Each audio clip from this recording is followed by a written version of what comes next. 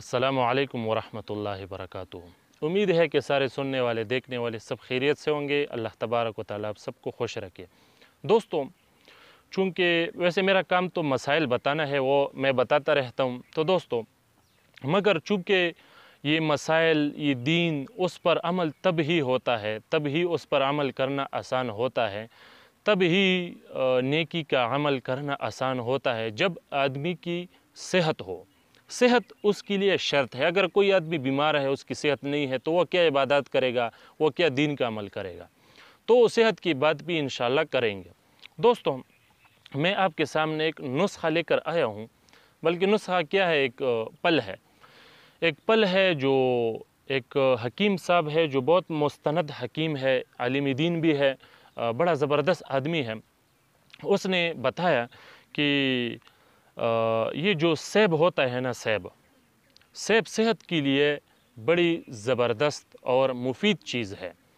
उसकी अगर कोई हर रोज़, उसका मतलब एक एक सेब हर रोज़ खाए, तो एक मुहावरा भी बहुत मशहूर है लोगों में, एक बात बहुत मशहूर है कि जो हर दिन सेब खाता है वो कभी तबीब के पास, मतलब कोई डॉक्टर के पास नहीं जाएगा, उसकी उस तक जाने की कोई ज़रूरत उसको नहीं पड़ेगी।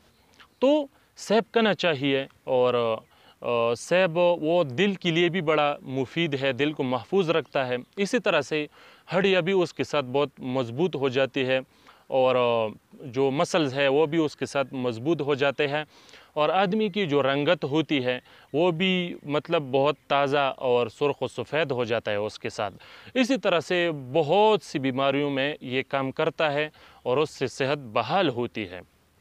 तो कोशिश करना चाहिए कि सेहत के लिए, सेहत की मतलब भरपूर तरीके से सेहत बनाने के लिए आपको हर दिन सेब खाना चाहिए, ताकि आपकी सेहत हो। इसी तरह से फिर आपको दीन का एक अगर नेकी वाला कोई काम है, उस पर अमल करना भी आपके लिए आसान होगा।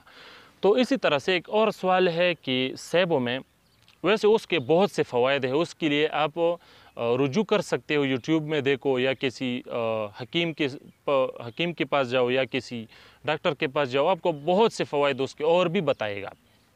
तो दोस्तों, इन सेबों में जो एक तो सुर्ख वाला सेब होता है, और एक सब्ज़ सा होता है। तो ये सब्ज़ वाला ज़्यादा कीमती है, उसमें ताकत ज़्यादा होती है, या वो सुर्ख वाले में।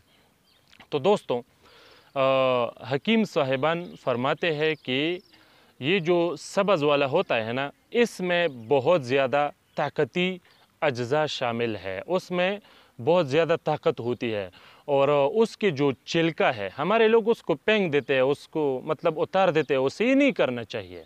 उसका जो छिलका होता है उसमें बड़ी ज़बरदस्त अज्जा होते हैं जो सेहत के लिए काफ़ी मुफीद होते हैं। तो छिलके के साथ ही उसको खाओ। और जो सफ़ेद, जो सुर्ख सेब होता है वो भी ठीक है, सेहत के लिए वो भी ठीक है, मगर ग़ज़ाइयत और ताकत ये सब्ज़ सेब में बहुत ज़्यादा है, तो उसको खाना चाहिए। और इसी तरह से कोशिश करना चाहिए, हमारे लोग चूँकि उसको दूध के साथ पिरकाते हैं, तो दूध के साथ नहीं खाना चाहिए, ये समझ लो। ये जो सेब होता है और ये जो दूध होते हैं, जब ये मिल जाते हैं ना और मैदे तक जाते हैं, तो उसमें कुछ अज्जा ऐसे होते हैं, उसमें कुछ तासीर ऐसी होती है, उसमें कुछ ऐसी मतलब अज्जा होते हैं कि फिर मैदे को उसको हज़म करने में बड़ी वक्त लगती है, और मैदे को उससे थोड़ा तकलीफ़ होता है। तो कोशिश करना चाहिए कि बग़ैर दूध के ये खाओ। और हमारे लोग तो दूध के साथ उसको खाते हैं, तो दूध के अलावा उसको खाओ, दूध किसी और वक्त पिया करो। तो अपने सेहत का ख्याल रखिए, और कोशिश कीजिए कि हर दिन कम से कम एक सेब तो खाइए, और एक सेब ही खाना चाहिए हर दिन। तो उससे इंशाअल्लाह आपकी बहुत सी मतलब बीमारियों से आप बच जाओगे, और आपकी जो क़ुव्वत मुदाफ़िआत है बीमारियों के ख़िलाफ़ वो भी अच्छा होगा, और तंदुरुस्त होगा। इंशाअल्लाह आपकी सेहत ठीक होगी।